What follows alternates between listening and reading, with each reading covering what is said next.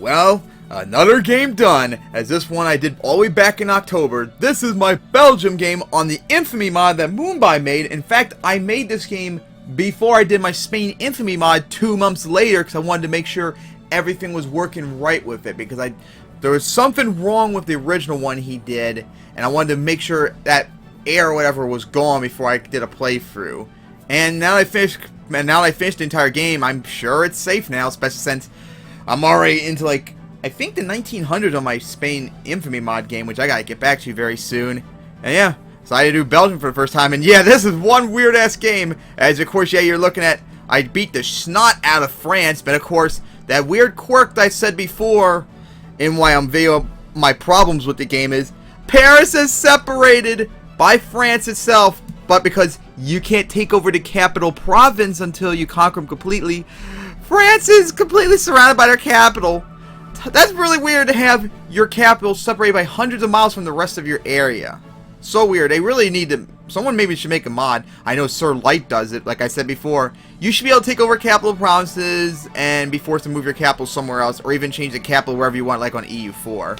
And you see a thick-ass Germany in this game, and the Soviet Union formed, as I crashed the economy to try and give everyone their luxury needs beforehand, and shit like that, as took over parts of Morocco, Algeria, took over all of Asia, not Asia, Egypt, Ethiopia, and colonized into here. I took over all of, almost all of, Oman's shit down here, took over a big chunk of the Arabian Peninsula, Macron, wherever it's pronounced, and here we go, Haiti, and the Panama. I actually think I built I did build the Panama Canal, so you had rebels right here. Belgium, Ecuador, and I made a massive territory right here. And here's something really funny, as you can already see, I got a Belgian USA. How that happened, you're probably thinking. Simple. The Civil War broke out. In fact, what happened was, I think it was like sometime in the 1850s when the Civil War broke out. I was attacking someone in the Americas, maybe like Panama, take it from Colombia, and I saw that it was going either way, somewhat with the Confederacy and the Americans. It wasn't clear-cut America was going to win.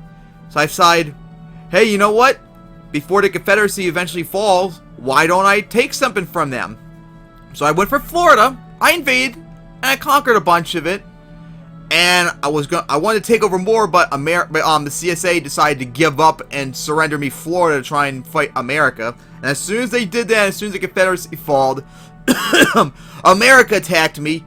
But thankfully I had all my troops here, and I managed to push them back, invade like all the Atlantic up to Washington, Alabama, and all them, and I managed to take Georgia and South Carolina, even though it's all one state. So that's how it's been since. I wish I could have taken over more, but America's just way too strong, even though I have significantly more score than them in terms of military power. They have 757, I have almost 3,500. I'm the #1 power in the world, the second most prestigious, and the 4th most industrialized.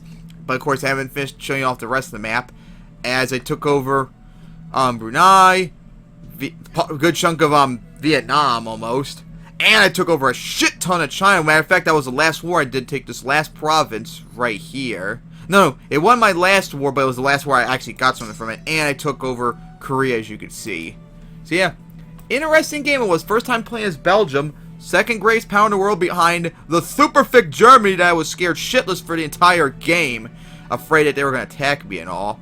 So, hope you all enjoyed this, as here comes the final maps and the stand-ins.